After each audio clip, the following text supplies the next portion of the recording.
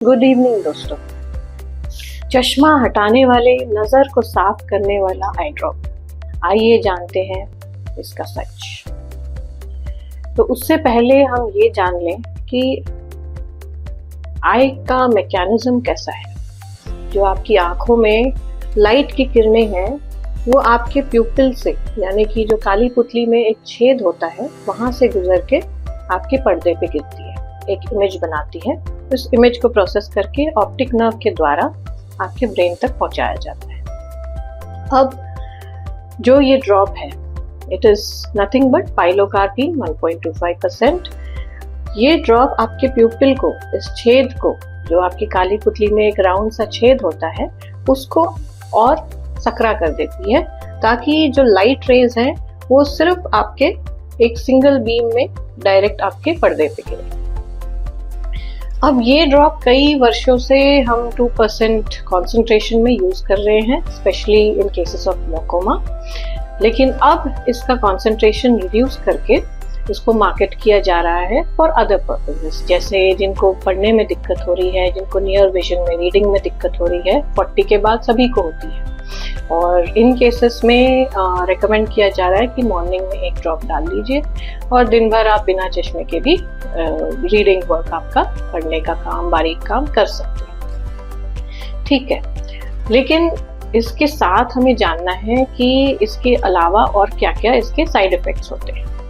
Drop तो आप ले लेंगे, ड्रॉप आप डाल भी लेंगे, हम रेकमेंड भी कर देंगे, बट इसके साथ आने वाले जो साइड इफेक्ट्स हैं उसके बारे में किसी ने कोई चर्चा नहीं की है। तो आइए बताते हैं कि क्या क्या इसमें पॉसिबल है।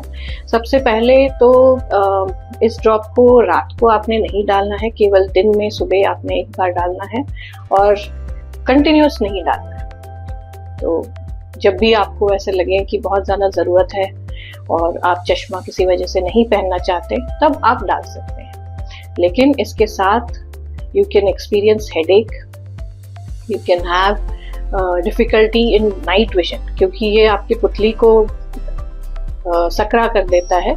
तो क्योंकि फिजियोलॉजिकली आपकी पुतली जो है डायलेटेड रहती है during low light conditions, specially at night. तो उस समय आपको धुंधलापन नज़र आ सकता है, specially at night time while driving. तो इट इज़ बेटर कि आप इस ड्रॉप को सिर्फ सुबह डालें और वो भी कंटिन्यूस नहीं डालें, क्योंकि ये आपके पर्दे को भी स्ट्रेच करता है। इसमें यहाँ से पर्दा आपका स्ट्रेच हो सकता है and at the same time retinal detachment के भी कॉम्प्लिकेशंस नोटेड है, although very rare, but you should know that chronic and long-term use of this medicine can cause retinal detachment as well. बाकी this drop should be avoided, especially जिनका power बहुत high minus power है, क्योंकि उनका retina already stretched होता है। Because the eyeball length is long, the retina is already very stretched and very thin, तो वो easily detach हो सकता है।